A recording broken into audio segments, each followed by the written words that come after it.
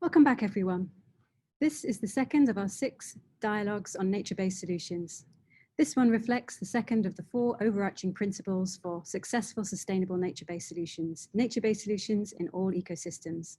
It is with great pleasure that I introduce the moderator for this session, Ruth Davis. Ruth Davis is a writer, campaigner, and political analyst and conservationist with over 20 years' experience in the environment sector. She is Deputy Director of Policy and Advocacy at the Royal Society for the Protection of Birds and is an advisor to the UK government's COP26 unit.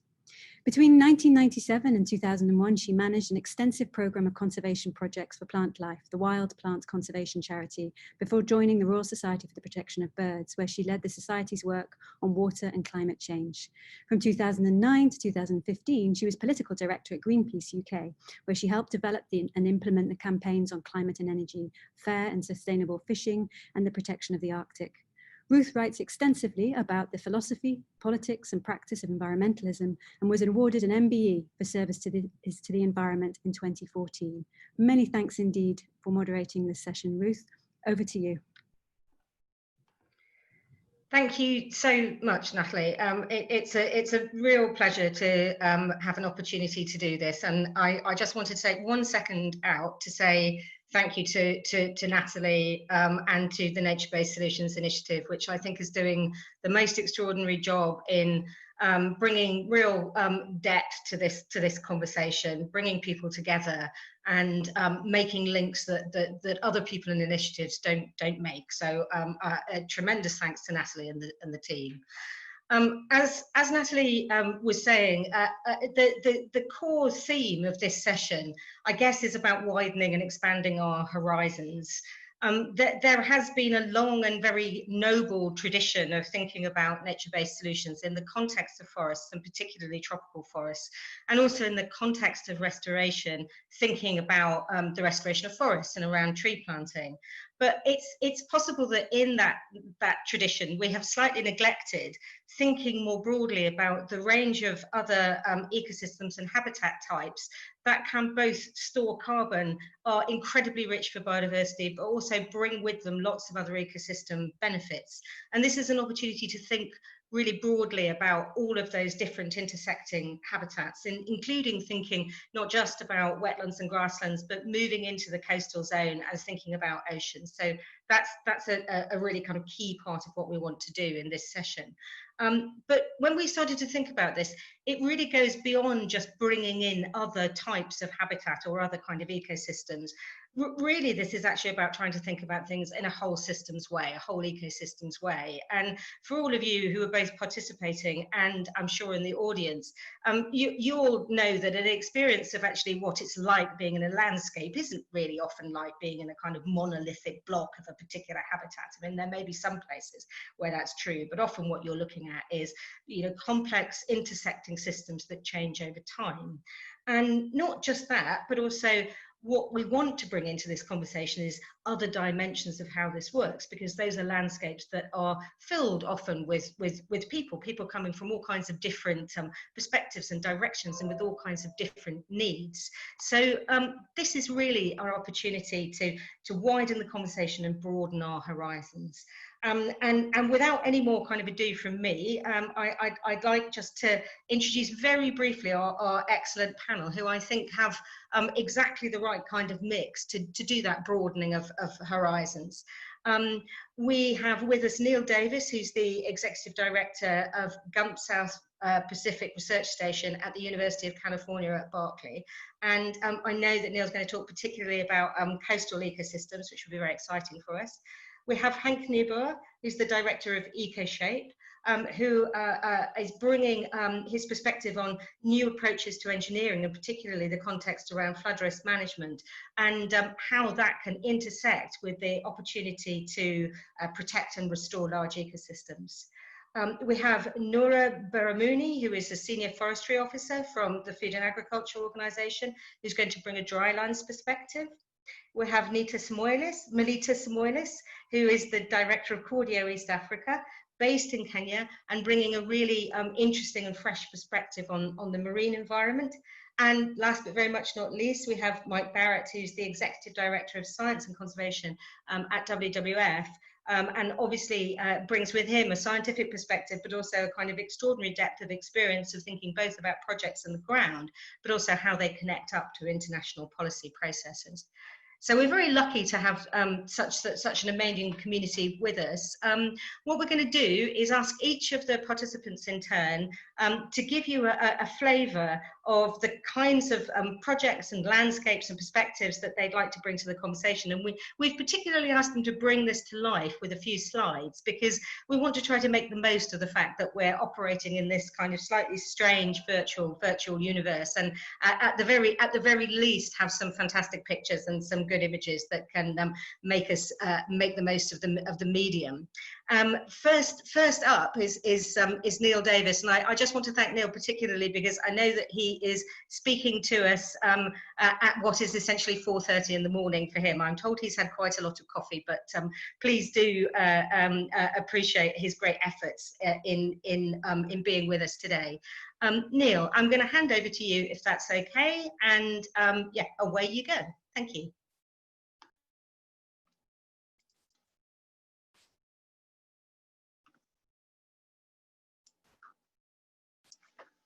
Okay, good morning. Great to be here. Yeah, a little early this side of the world, but my name is Neil Davies, University of California, Berkeley, and sorry I can't be in Oxford for this presentation, but being as I'm talking about coastal and marine issues, it's probably appropriate that I'm calling from the heart of the South Pacific, or heart of the Pacific Ocean here on the island of Markermeer in French Polynesia, where I've been the director of the University of California's South Pacific Research Station for the last 20 years. So first of all, I just wanted to refer to a couple of reports, and this one that recognizes oceans as one of the areas in which countries can enhance their nationally determined contributions to go beyond current plans to meet the Paris Agreement goals of decarbonizing economies and improving resilience. So in this other report, it was demonstrated that ocean-based mitigation options can substantially reduce greenhouse gas emissions by potentially more than 11 billion tons per annum by 2050 relative to projected business as usual emissions. So most of these benefits in terms of mitigation from the ocean come through ocean-based renewable energy, such as offshore wind or floating solar, and there's quite a lot of exciting innovations in this realm of marine renewable energies. But it's also really significant that when you take into account other co-benefits, that the nature-based solutions really are of great interest for mitigation and other benefits, especially the protection, restoration, and aerial expansion, increasing the range of mangroves, seagrass, and salt marshes.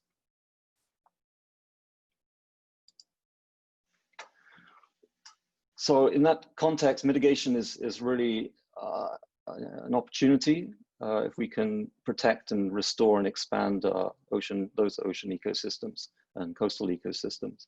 But not all marine ecosystems offer significant mitigation benefits, and some might even be net sources of carbon in some circumstances. And yet these systems should not be ignored either, as they can make significant contributions to sustainable development goals, and not least climate action through adaptation. So coral reefs are the quintessential example, really, and one that's very close to home for me here now. So apart from their significant biodiversity, they also provide coastal protection, which will be more important than ever as sea levels rise and extreme weather events become more frequent. So I also wanted to use this case study to point out a couple of things. First of all, we really need science to better understand these vastly complex systems and find ways to restore them in a changing climate.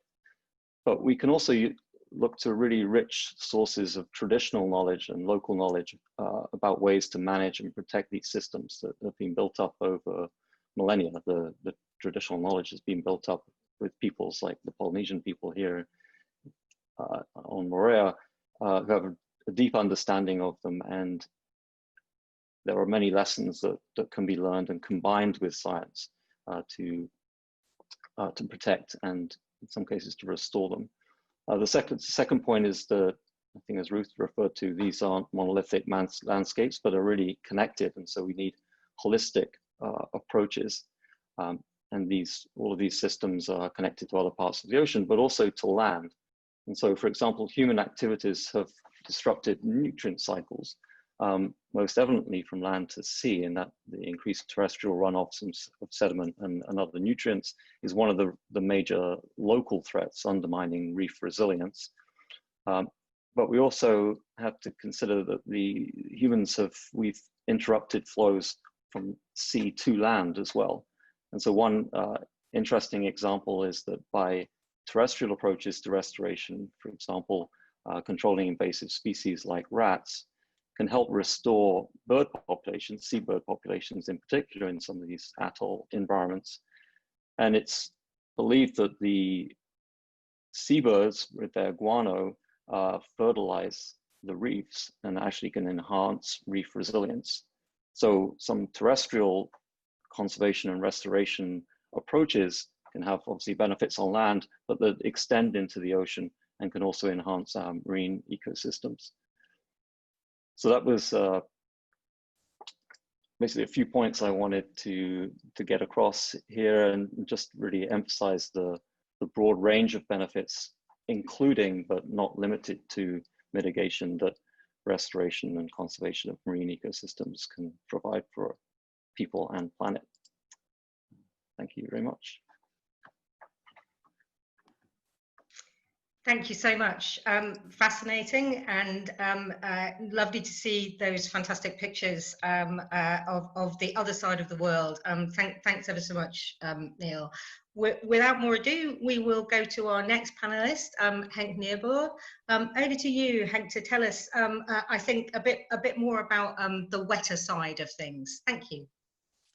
Yes, thank you very much, Ruth, for this excellent introduction. And also thanks to the Nature-Based Solutions Initiative team for giving me the opportunity to speak at this interesting event.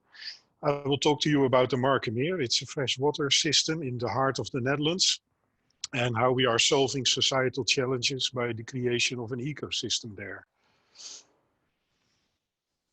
Now I'm trying to click to the next slide. Yes, here we are. Well, the Markermeer is essentially the relic of an old estuary. This is the city of Amsterdam in our country. And in the past, the port of Amsterdam was connected to the sea through this estuary called the Zuiderzee.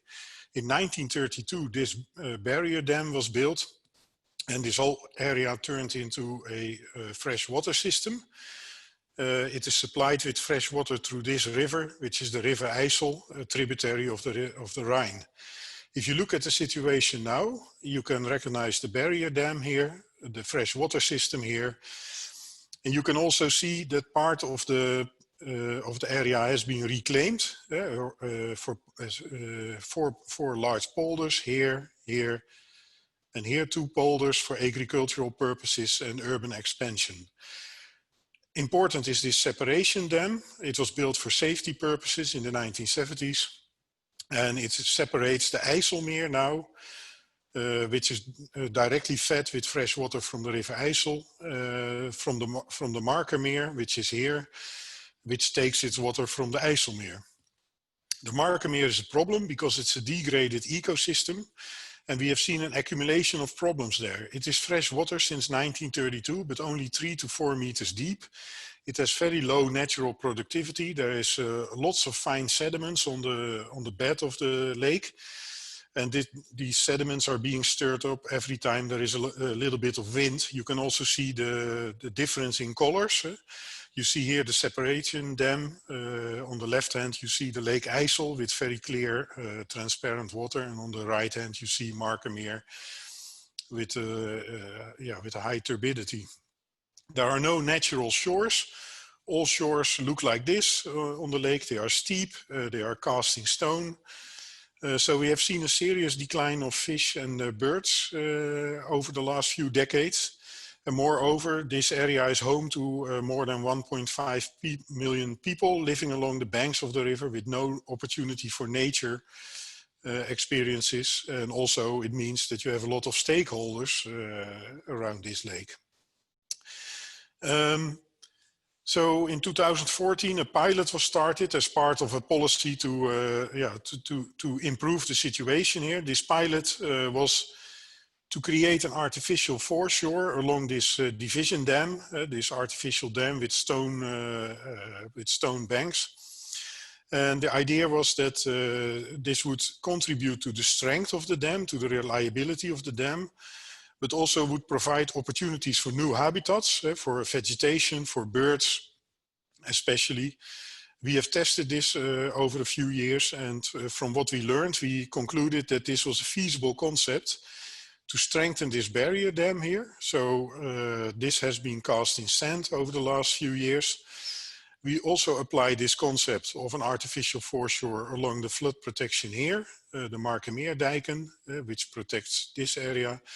And also a lot of knowledge was gained, which gave us the confidence to create an archipelago of artificial islands here. This archipelago has a function to catch these suspended sediments to improve the water quality in the Markerwadden, but also to serve as new habitats for birds, fish, and vegetation. If you look at the results, this is this barrier dam. It has been set in sand, sandy foreshores on both sides. And you can see this was completed only last week. And you can see that already vegetation is taking over this area. And we expect that over the coming decades, this will turn into wooded shores and a gradual transition to the water. So it can serve as a habitat for birds, especially. Now here you can see the Markermeer dijken, also newly constructed. This will also be colonized by vegetation and can be used for birds. And this is an aerial photo of the Markerwadden, the archipelago of artificial islands. They are being colonized by vegetation now, and they serve as a habitat for fish and birds. We started a research program called KIMA into the productivity of this new nature. You can see here the vegetation development, how it's going. We also researched the development of fish stock and the bird development. And we have seen a tremendous increase in both biodiversity, but also total biomass in this area. So it seems that this is quite a successful program. And how do you have to do that? How can you realize such programs and projects? What we have found is that most of these concepts have started with individuals or small teams. So you have to work underground, as it were, with small teams, develop a vision, keep longing, work step by step. Don't be afraid to be disruptive. Bring together the parties that you need to create this. Use the bureaucracies that are there to achieve your goals. And you have to live in parallel worlds, as it were. It is not a question of top down or bottom up, but you have to work both top down and bottom up. Macro level, national government, you have to gain their support, but also on the micro level with local stakeholders, local authorities. And of course, also you need to have the support of regional authorities. Be transparent is our advice. That's a matter of trust. Be open source, share your results, leave and make room for innovation in these projects. There is a lot of attention from science. So bring them in and have them have their research. And consider yourself a manager of opportunities. You have to have an entrepreneurial approach, and despite all the frustrations that you will encounter, never forget to have fun, and don't forget that along the way you have to raise a lot of money for this kind of programs too. Thank you. This was my contribution. Thank you so much, Hank. Genuinely inspiring and beautiful, and some themes emerging already, I think, around the intersection with people and communities, the need for science, the potential to demonstrate scale. So I'm looking forward to more of the same. I'm going to move on to Nora Beramuni, if that's okay, who's going to talk, I think, about drylands and in the context of her work for the FAO. Over to you, Nora. Thank you very much for having me. So let me just share my screen. I have still the screen of Ruth. If you can please.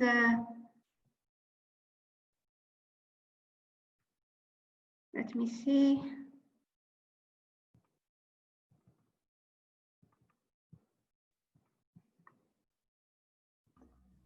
Sorry, I'm having a bit of issue. I have done it before. No problem, Nora, take your time. Yeah, sorry. Let's see what is happening here. Share my screen, but I have your screen. I don't know why I have the screen of Ruth. Nora, I'm going to share my screen and then unshare it. Okay, please. Thank you.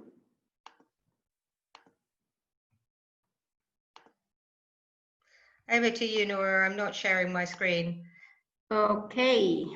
If it's going to work better for you, we can ask Melita to pick up the next talk. Ah, Nora, I think you're winning.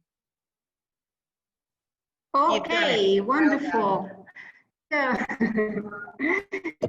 thank you so much for your patience. So I'm really very happy to be with you today to talk from Accra, Ghana. So Akwaba, this is the way to say welcome to everybody, to talk about one extraordinary visionary initiative from Africa that had already started experiencing what we call a nature-based solution. And this is actually through what we call the Africa's Great Green Wall. Just, I should tell you from the beginning, don't think that the wall is a real wall. So please look at it mainly as a mosaic of solidarity between many countries, so over 20 countries around the Sahara, so including North Africa, the countries of the Sahel, as well as the Horn of Africa. It's also solidarity between different sectors, including agriculture production systems, forest systems, grasslands, wetlands, and so on. So it's really an intersectoral, integrated system or mosaic that we are aiming to build. And this initiative, led by the heads of state and government since 2007 and endorsed by the African Union, had exactly the vision really to support addressing what we call the multiple challenges that are affecting this dry area around the Sahara, which includes climate change, so climate change adaptation mitigation, biodiversity loss, combating and preventing desertification. So in one, let's say, addressing the 3 Rio Conventions in one. And of course, one of the main priority areas of intervention in this big, actually core, what we call the core Great Wall, is restoration. Restoration has been really identified as a priority, and we have done an assessment at FAO in 2015, and we have identified like there is a need around this area. You know, you see this green area, there is a need to have at least 10 million hectares per year by 2030 if we want really to address the SDGs and climate action, so the SDG 13, 15, and so on, and also address food security and poverty. One of the important things that I wanted also to stress is that we need to look at restoration and Africa's leaders and stakeholders and partners, whether they are technical or financial, have been looking at this initiative really not just at the restoration on the ground, but also addressing the whole value chain. So from the production to the processing to the end market, in order to support the livelihoods in these important landscapes. And the aim actually is to, the target for restoration in the Great Green Wall in support, of course, to climate change adaptation and mitigation and the other multiple benefits is to restore 100 million hectares and also provide 10 million jobs and sequester around 250 million tons of carbon by 2030. How are we going to do that, really? So how can we do that? From the big vision, from the heads of state to the village, to the local communities, we needed to ensure that communities at the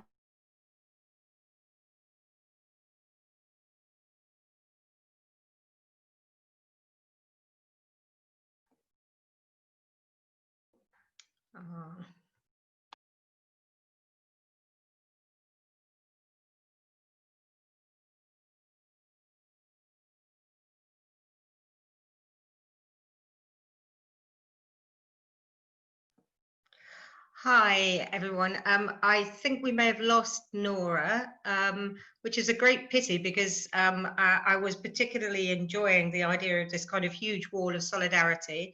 I think what we might need to do is move on to the next talk, and if we have an opportunity to bring more of Nora's insights back into the conversation later, that's what we'll do. I think for the moment we're going to move on, if that's okay, to Melita Samoilis. Melita, is it okay if I ask you to come in? And I know that you're going to talk to us particularly about opportunities in the marine environment, which will be fantastic. Over to you, Melita, if that's okay.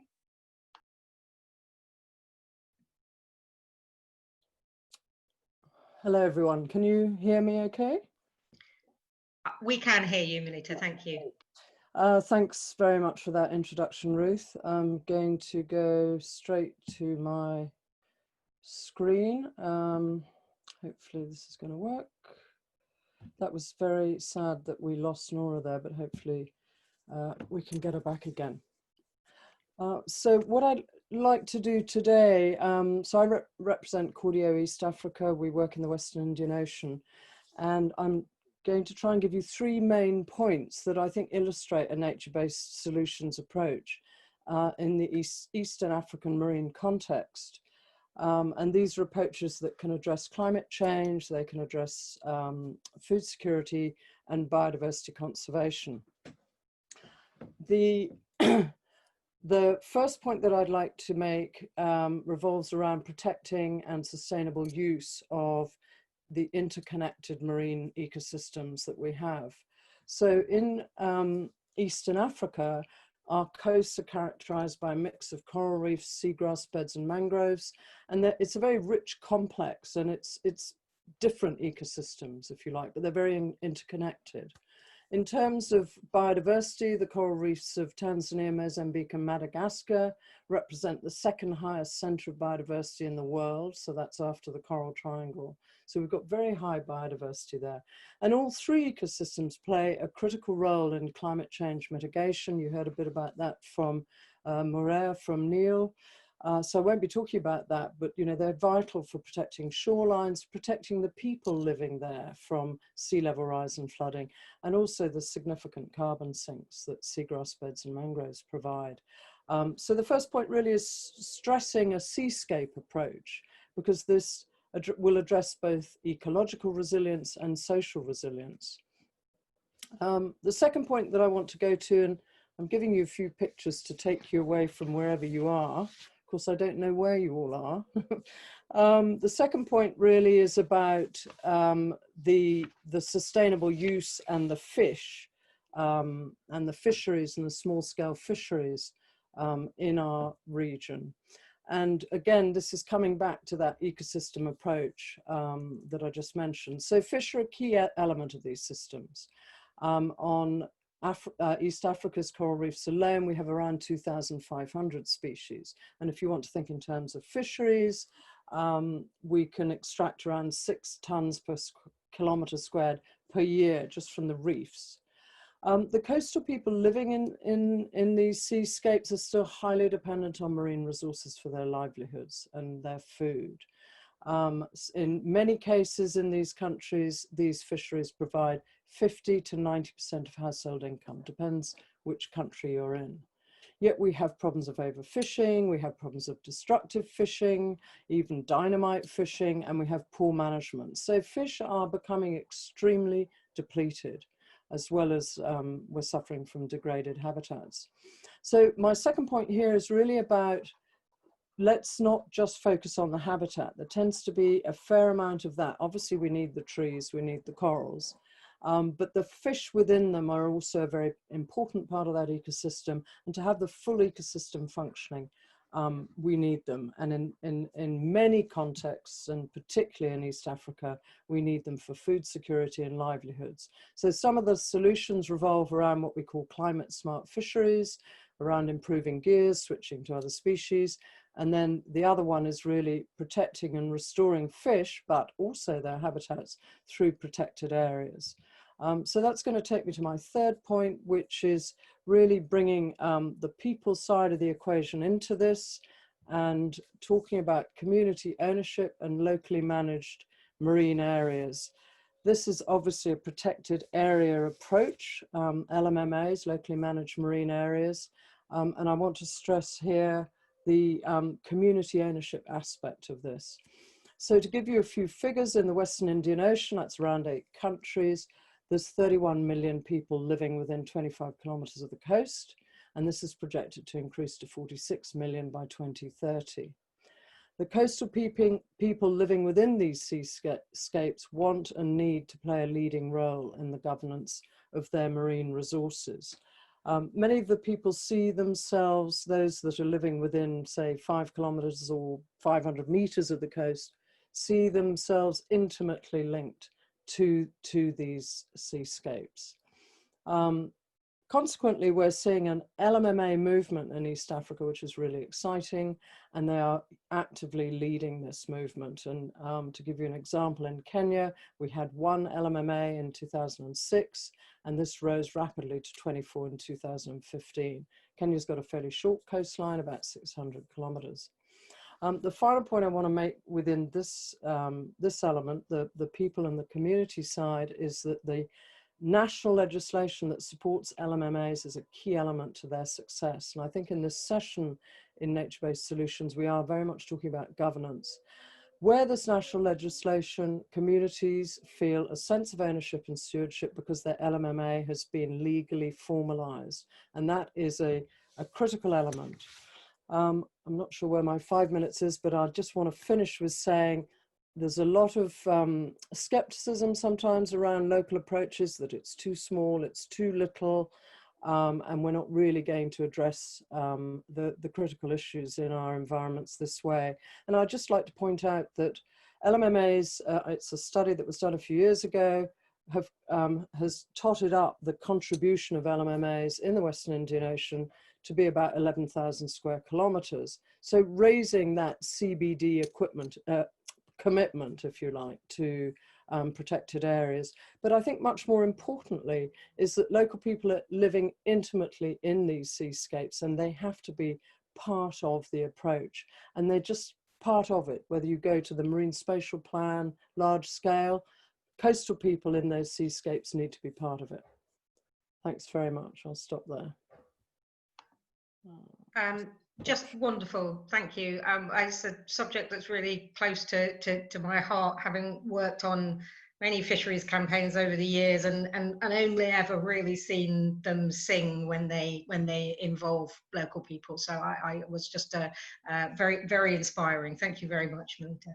I'm going to go straight over to Mike now for the last of our sort of initial presentations. Over to you, Mike, if that's okay. Thank you. Yeah, thanks very much, Ruth. Just trying to share my screen.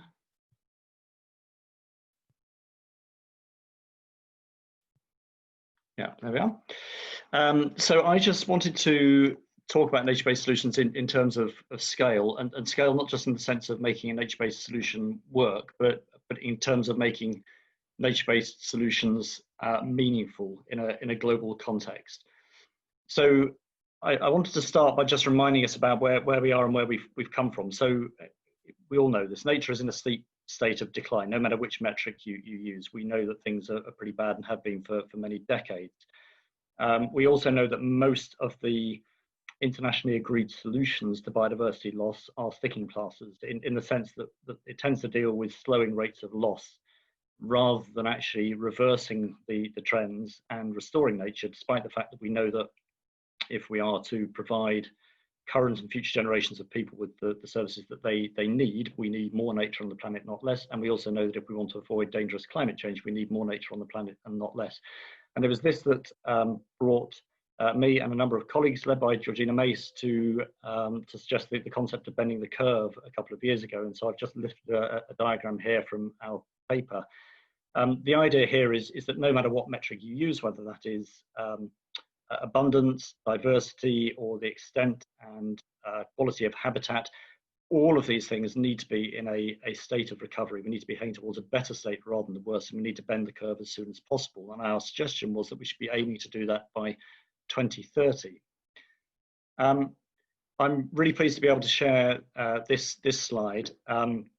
This is the result of an international modeling exercise, over 50 colleagues from around the world, fantastically led by IASA in Vienna, by David Leclerc. We've actually just had this work accepted for publication in Nature. And I wanted to draw your attention to the green line and the yellow line on this graph. So what this graph is essentially responding to the exam question. In a world where we've got a growing global population, a population that needs to be fed, is it actually possible with a finite amount of land to bend the curve of biodiversity loss? Is it possible to restore nature and feed people? And crucially, the answer to that question is yes. Actually, it is possible. But looking at the green line, which is maximum conservation effort alone, that doesn't bend the curve much before 2050, and it doesn't actually recover nature above levels at the start of the century, even by the end of this century. The yellow line, however, does. It bends the curve by 2030, and it takes us before 2050 back to a state of being better than at the start of the century and continued recovery. And that yellow line actually represents what happens if you combine conservation effort with fundamental system change in the food and agriculture sector. And by that, I mean restoring degraded agricultural lands, more equitable distribution of foodstuffs around the world through effective trade systems, reducing food loss, food waste loss, and also diet shift in some parts of the world where we consume more meat-based protein than we need. If you do all these things, then in fact we can bend the curve. And we can bend the curve without any sort of perverse outcomes like food price spikes, which is what you would get if you tried doing it through conservation alone. So what does then that mean for nature-based solutions? It means that if we view nature-based solutions as a panacea, but in a business as usual sense, if we think about this as just more money for more conservation projects, then essentially we're repeating a failed experiment. We're repeating the model that we have tried for decades and which we know is still operating in a world within which nature is in a steep state of decline. So we're not going to bend the curve one conservation project at a time. What we actually need for the sake of humanity across the planet, we need solutions that are going to help entire biomes to recover. What we can't have, what we mustn't have, is in a few years' time, a situation where we're looking at a few nice, shiny conservation projects around the world, things that we would regard as being nature-based solutions, but in continuing collapse of the landscapes or catchments or seascapes within which these projects exist. So how do we actually move to a situation where we are recovering entire biomes, which is what we need? Of course, we've got to keep what we have wherever we possibly can, and we've got to restore what we've lost. And we started to see that from Nora with her green barrier in North Africa, and looking at the extent of restoration that is needed there. But restoration isn't just about restoring degraded habitat, it's also about restoring degraded agricultural land so that we can switch production away from deforestation fronts. And that's absolutely crucial. We've also, of course, got to avoid destructive infrastructure, and we need good spatial planning. And none of this gets to work properly if we haven't got good national policy frameworks and effective governance to actually implement this. But the crucial part, I think, and the game changer, is that also there have to be sustainability in supply chains, in international supply chains. And within that, it's partly about providing a level playing field for producers and companies who act sustainably. But also this is essentially addressing a fundamental truth, which is that part of the reason that investment in nature has not so far contributed to a global recovery of nature is because we haven't addressed those fundamental drivers of loss. And I'll give a specific example. So from the UK perspective, we invest money from overseas development assistance in tackling deforestation in various parts of the world, and that's a good thing. An example of that, we invest money in tackling deforestation in the Cerrado in Brazil. That's a good thing. At the same time, we import the soy that drives the deforestation in the Cerrado, and that's crazy. And as long as we have got a model where investment in nature and nature-based solutions is undermined by a trade system that drives the loss of habitat around the world, then none of this gets to work. So the key point with this is that nature-based solutions only work if we actually apply this entire menu. They've got to be applied systematically at scale with all the right conditions in place. And those aren't options. It's all of this or it's nothing if we want nature-based solutions to be a game changer. Thank you.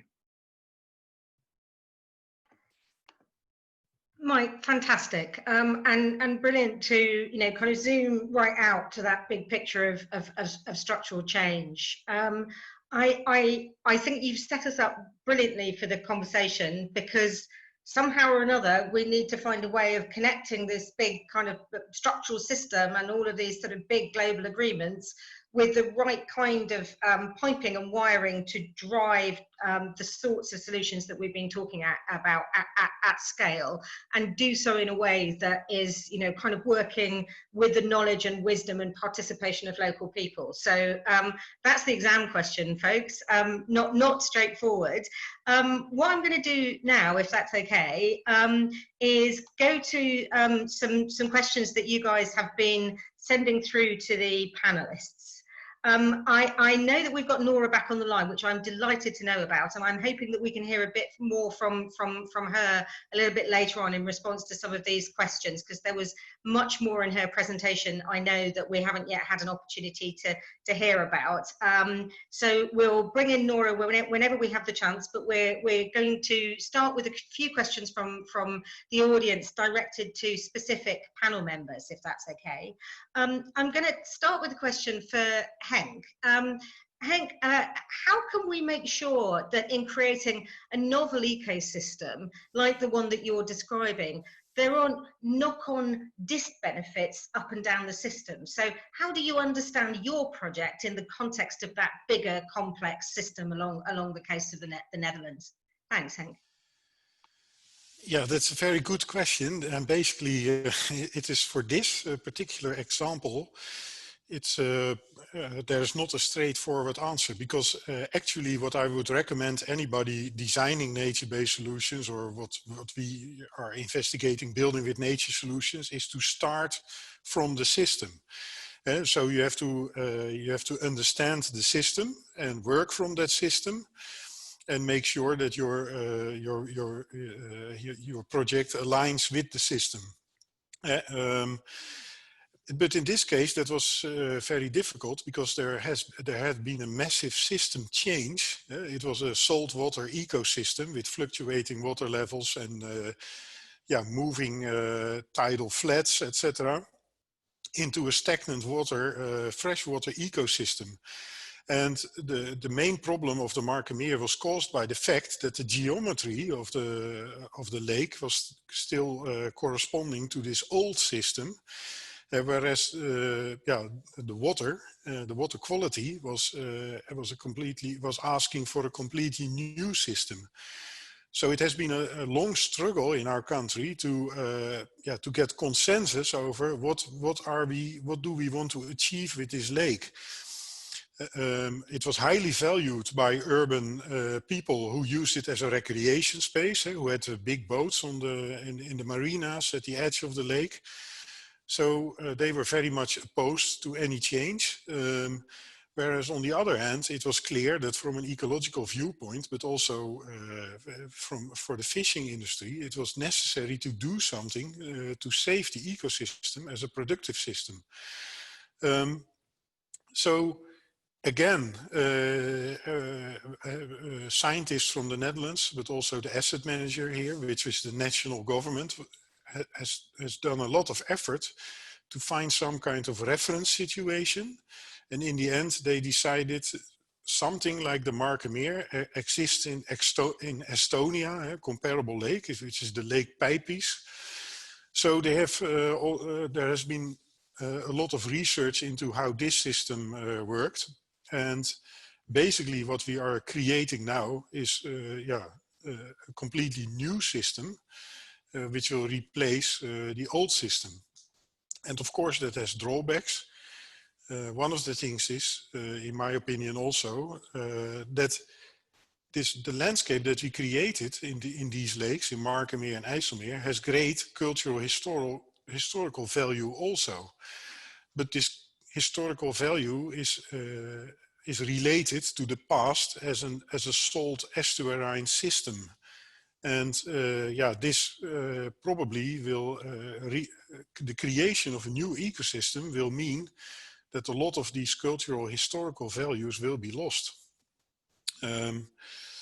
So it was unavoidable in this particular system to introduce also negative effects. Okay, I'll leave it here, Ruth. Thank you so much. There's a huge amount to learn in that, and it was a great question, I think. Forgive me, audience, if I don't read out your names with all of your brilliant questions, but I want to get as much value as I can out of our excellent panelists. I'm going to bring in Nora now, if that's okay.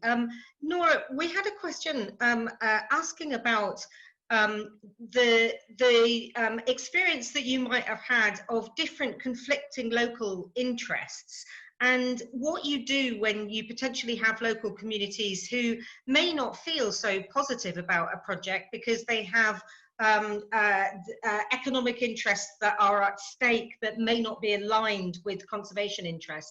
And I wonder if there's more possibly, Nora, that you could tell us about the participation of communities in the Green Wall project. Thank you so much, and I'm so sorry for this failing internet connection here. Thank you very much for this question. Actually, this is really the heart of the question in terms of restoration. Without communities, you cannot achieve much.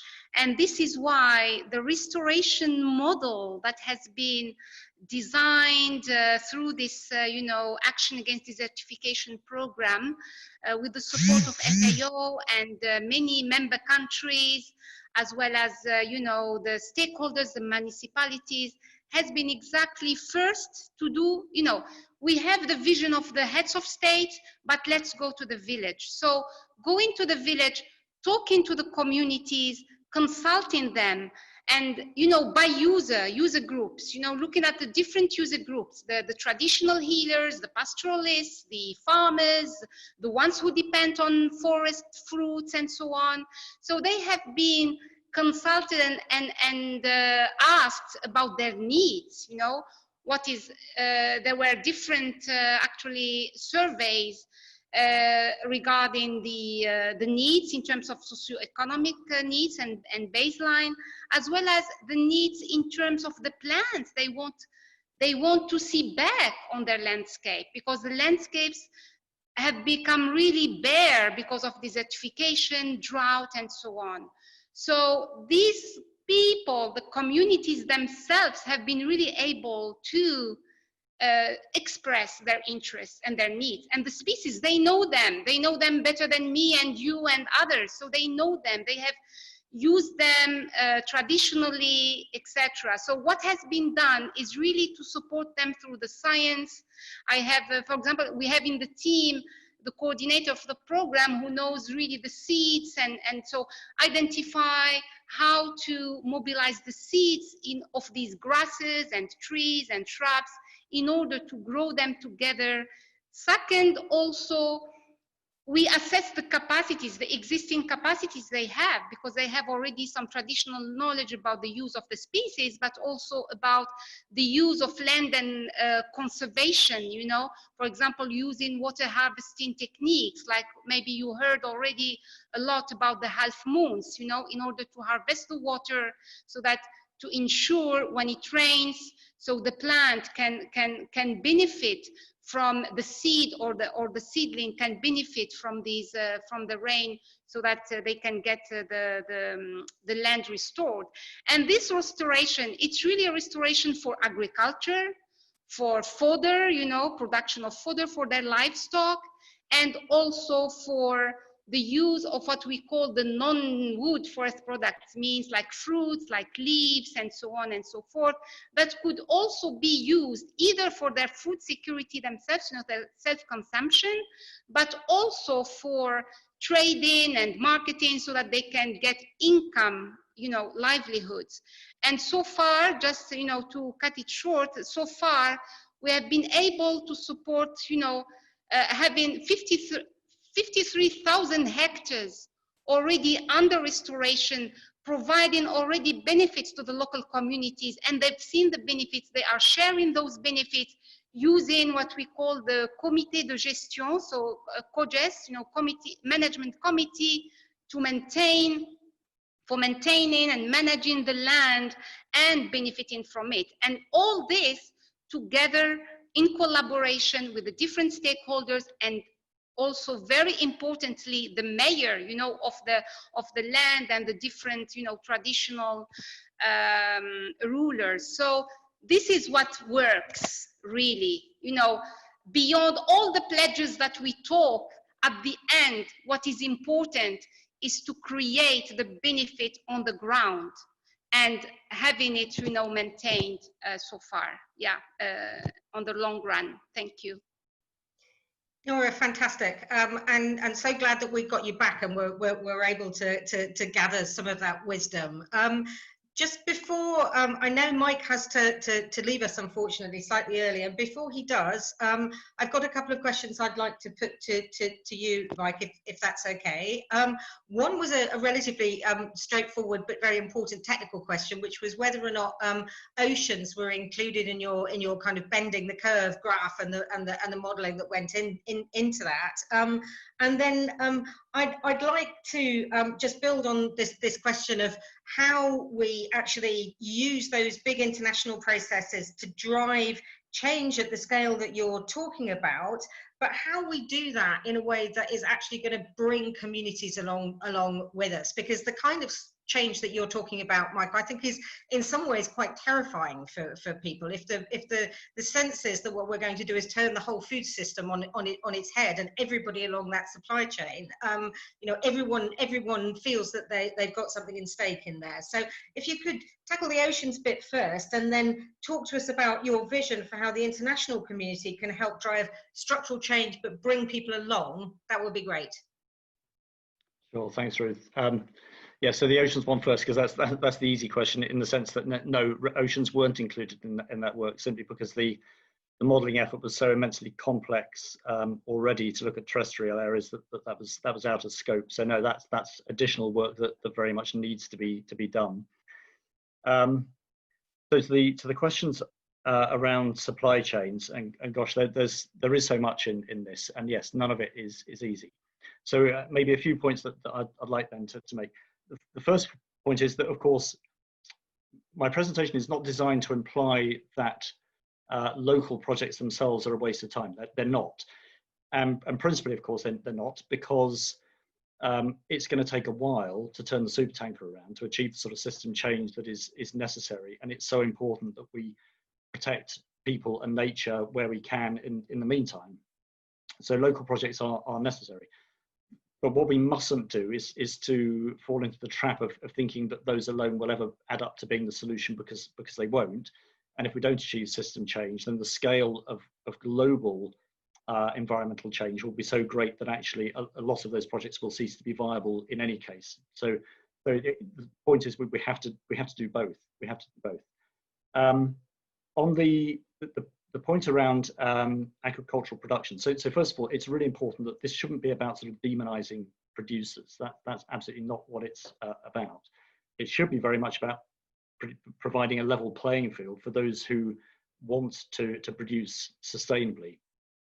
But I think probably a key point to make in this is that I would hope that one of the lessons that we learn from the current pandemic is just the interconnected nature of the planet and how it functions, and how actions in one part of the world lead to consequences in other parts of the world. So let's think, for example, about the small-scale agricultural producer in Africa.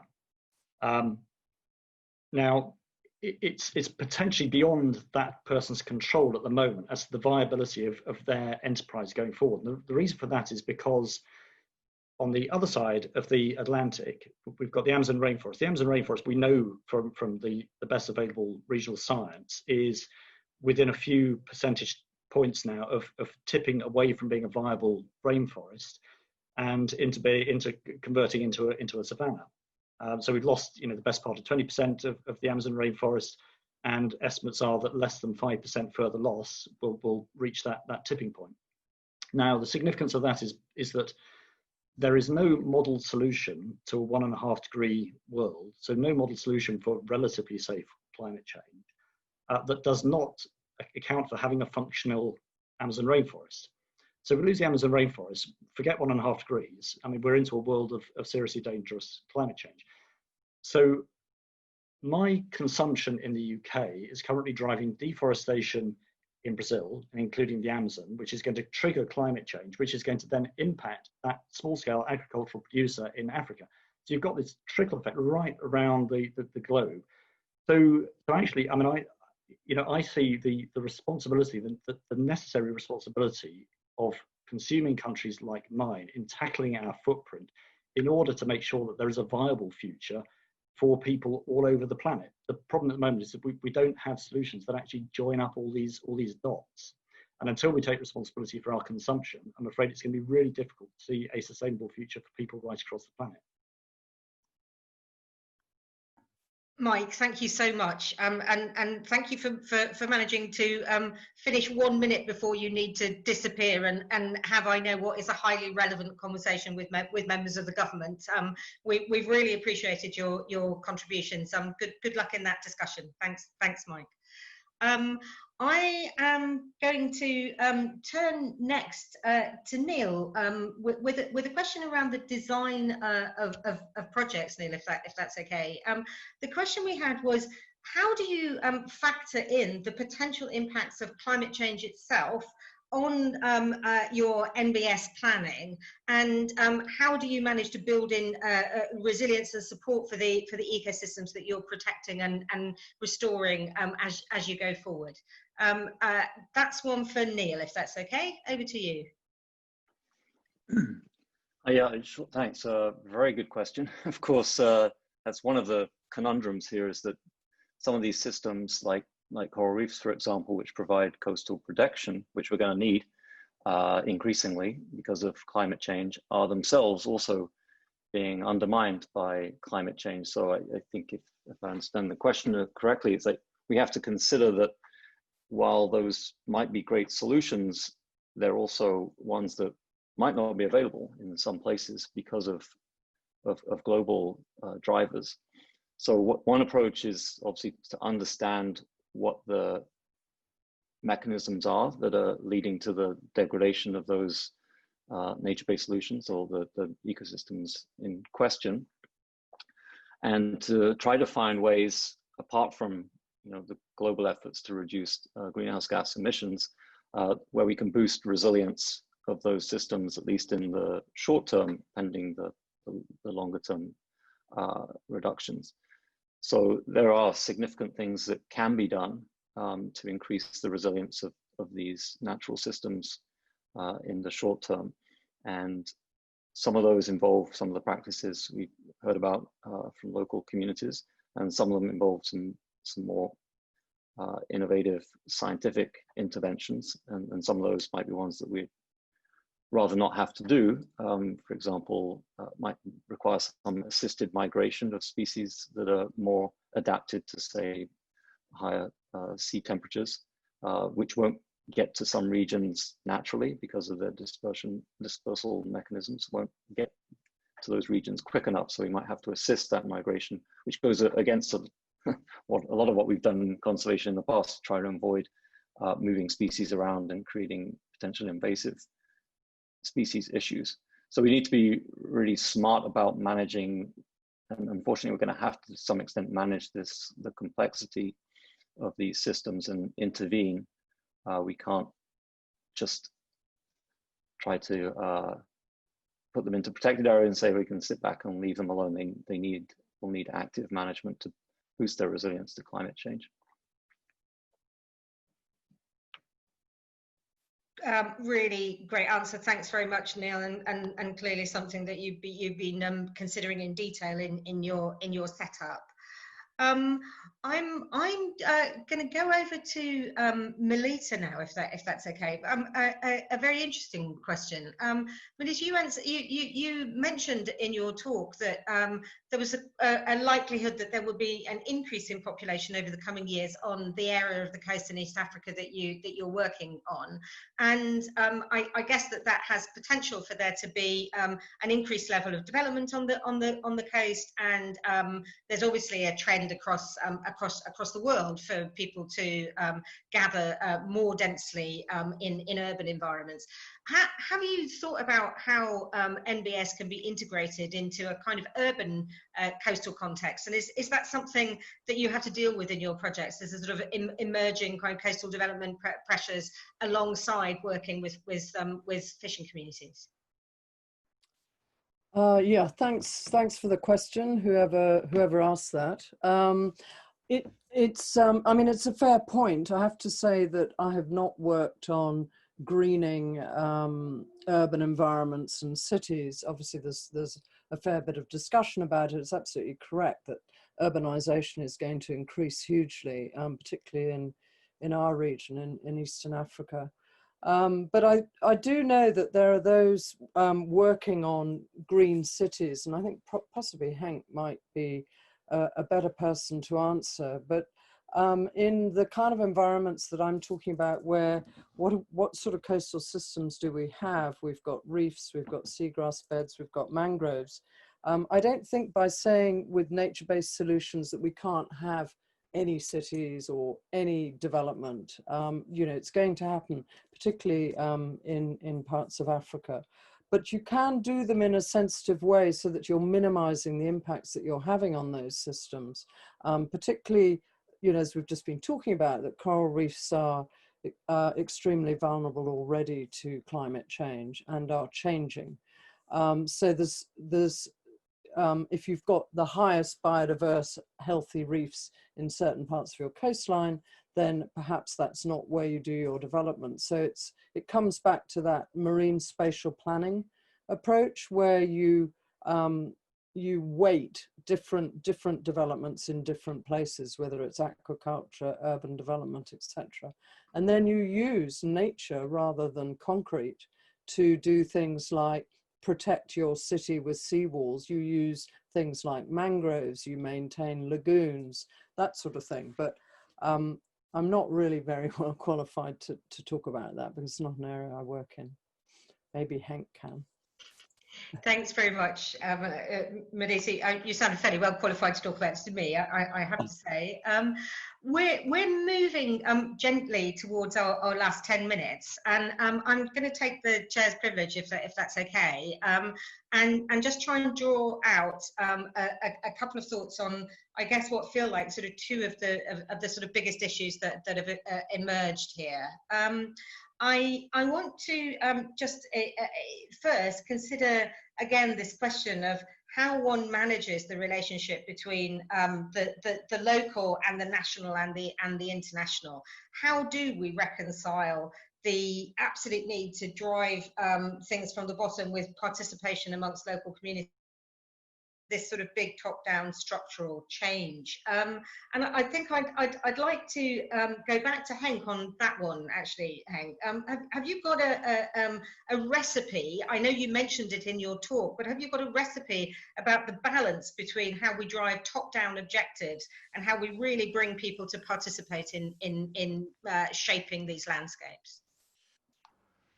Well, if I would have a recipe, I would gladly send it to you all. But it depends on the situation. But my personal conviction is, if you work with nature-based solutions in a landscape on a landscape scale, you cannot do that without engaging local communities and local stakeholders. So to work with the local level is absolutely vital.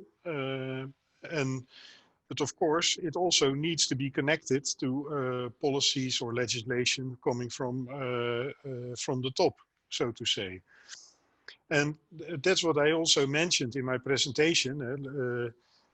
A very good example is this Markermeer project, this archipelago of islands improving the ecosystem.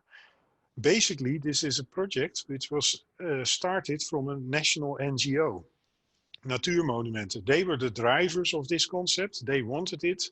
They made available the resources that a small group of people, led by a very energetic person, that they were started to lobby our national government, the regional authorities, and engaged local communities and local businesses to make this happen. So if you work on a landscape scale, you have to start from the local level, but you have to engage national authorities and make sure that they also accept your solutions.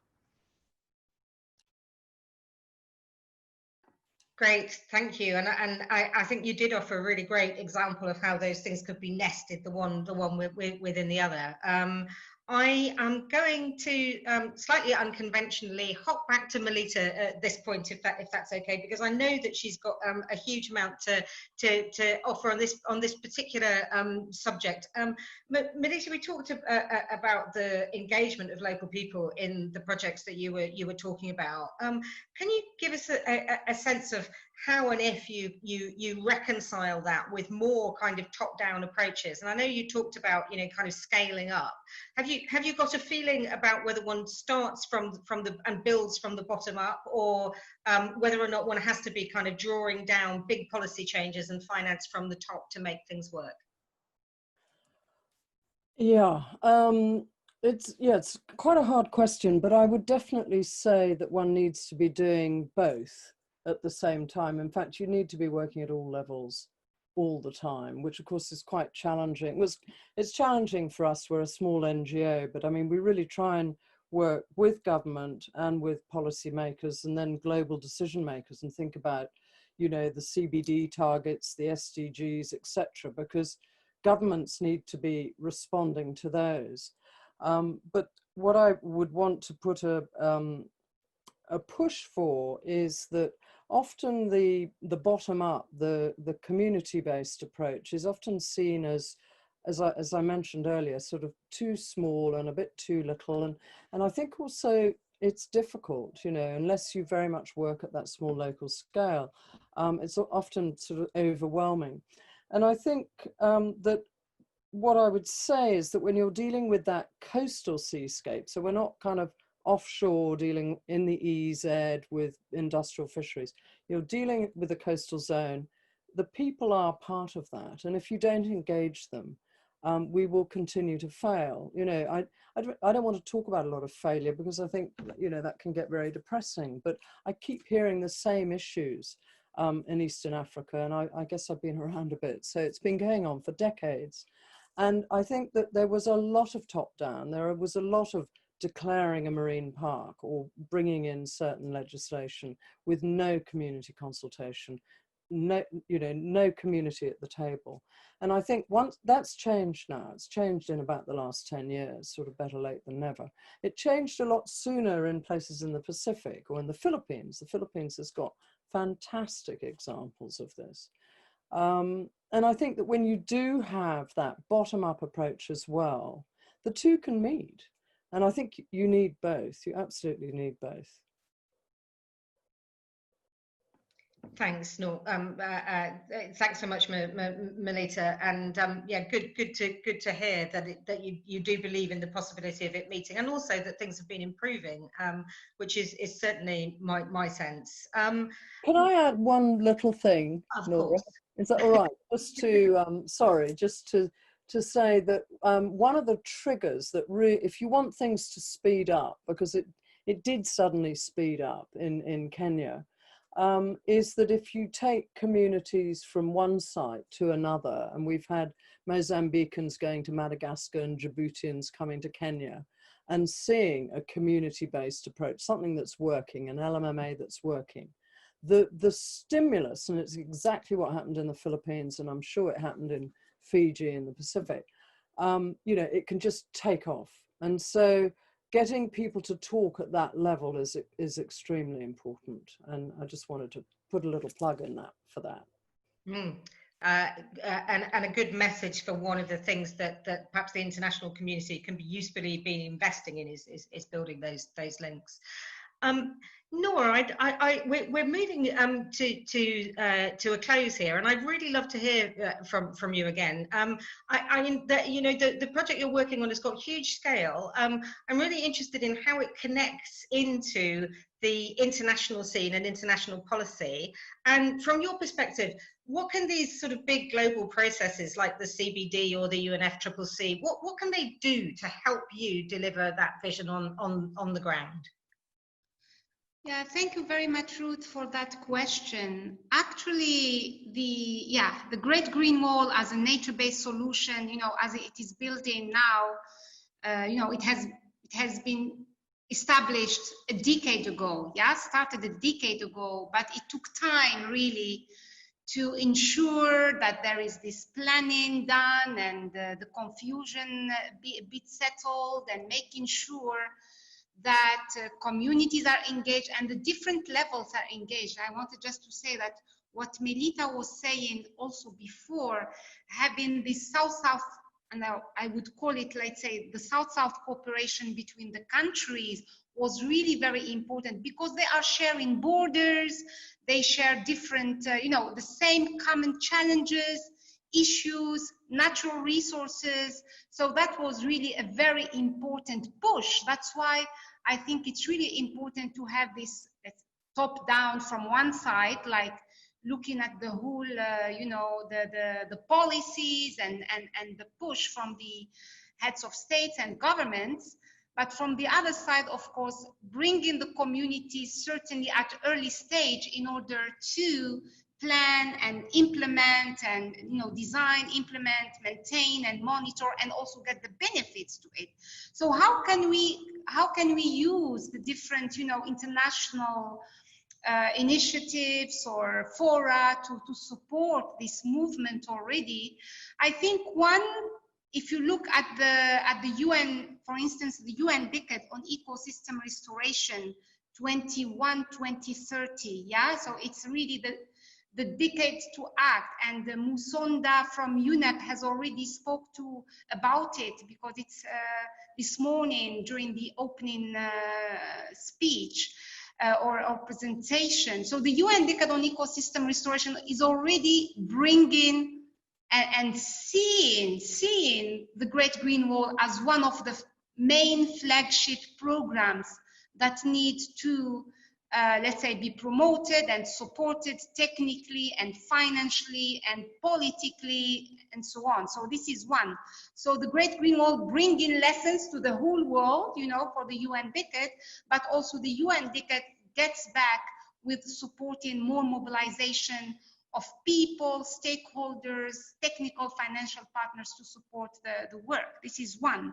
Second, there is also at the CBD from the CBD point of view, you know, under this, you know, what we call the post-2020 CBD agenda, already in 2018, the ministers of environment in 2018 in Sharm el-Sheikh have established what they call, or created what they call, the Pan-African Agenda on Ecosystem Restoration for Increased Resilience. And Great Green Wall, of course, is contributing to that, and this Pan-African agenda is contributing to the whole, it's Africa's contribution to the whole UN decade on ecosystem restoration. By the way, it looks at all the different types of ecosystems, as well as the linkages between them, because we cannot talk about forest alone. We need to talk about the forest, you know, with the different, at the landscape level, with the different land use and sectors. The same for the grasslands, the same for fisheries or the wetlands. The land is connected, as we've seen through, I think, the presentation of Neil. The land is connected to the sea. Communities who are using the land and the sea sometimes are the same or can contribute. So we need this diversification of uses, diversification of benefit, diversification of work. The third one I would just add is related to the UNCCD and the UNFCCC COP, you know, the UN framework on Convention on Climate Change and the UN Convention to Combat Desertification. Both also, these conventions together with the CBD are joining forces in order, you know, to coordinate the work. And the Great Green Wall already is on the spot. Actually, it was on the 25th of June. Our, you know, DG, the Director General of FAO, together with the executive director also from UNEP, as well as the UNCCD Secretary Executive, have hosted a round table, bringing the different, you know, let's say financing mechanisms like the GEF, the Global Environment Facility, the Green Climate Fund, the banks like the AFDB, the World Bank, and so on, to look to coordinate our efforts as UN agencies, as technical and financial partners, to support really the Great Green Wall, because it has been really, it took a long time to wake up. And I think the UN decade is also bringing this wake up call for a coordination of efforts. And finally, I would say everything can be done, supported by different, you know, international, regional partners, but it's important to have the ownership of the communities and the ownership of the governments at the country level. And also not looking at it only as restoration, active action on the ground, but looking at it at the different types of policies that need to be changed or improved, the drivers of degradation that need to be looked at, through also, of course, the change of policies, bringing incentive to sustain, to protect, manage sustainably, and restore the natural capital on which we all really depend on, whether we are in Africa, whether we are in the Amazon, or whether we are in Asia, Europe, and so on. We are all interconnected, and so also our future. Thank you. Oh. Nora, thank you so much, because it's lovely to finish talking about this kind of extraordinary project that has a lifetime over decades, I know, and a huge investment, but also to hear you so eloquently talk about the way in which a collective effort from the international community combined with that ownership at a local level can really bring this agenda to life. I'm going to stop now, but we could really have carried on for a very long time. Thank you so much to the extraordinary panelists, and also because I know that you're coming from around the world, different technologies, things don't work, people are up at 4:30 in the morning. It's a huge effort and a fantastic community that's building around nature-based solutions. Thanks again. And I particularly thank you for the hope, because I think that was a superbly positive and creative session. And thank you very much to the participants and audience. And hope to see you all again soon. Thanks, everybody. Thank Bye. you. Fantastic.